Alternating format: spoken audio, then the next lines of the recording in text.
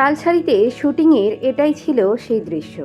মৃত্যুর কিছুক্ষণ আগেও রাহুল অরুণোদয় বন্দ্যোপাধ্যায় এভাবেই ঘুরে বেড়াচ্ছিলেন সমুদ্রের ধারে।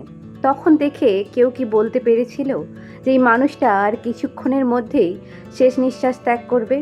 দেখে মনে হচ্ছে এটা একটা শুটিংয়ের দৃশ্যই চলছে। তালসারির বীজ পুরো স্পষ্ট দেখা যাচ্ছে। দুর্ঘটনাটি ঘটে যাওয়ার ঠিক আগের মুহূর্ত এটা, যেখানে অলরেডি শুটিং শুরু হয়ে গেছে।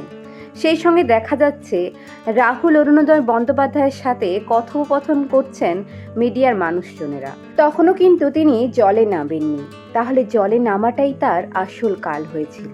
এই ক্লিপটা দেখে অনেকেই ভেবেছেন হয়তো ওনার সাথে রাহুল অরুণোদয় বন্দ্যোপাধ্যায়ের কিছু একটা নিয়ে সমস্যার সৃষ্টি হয়েছে, তাই এটাকে একটা ঝামেলার রূপ দেওয়ার চেষ্টা করা হয়েছে।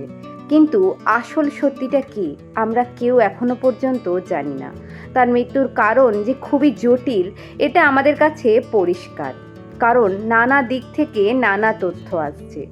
সবশেষে এটাই প্রত্যেকের কাছে স্পষ্ট বিষয়, অভিনয় করতে গিয়েই তিনি মারা গেছেন।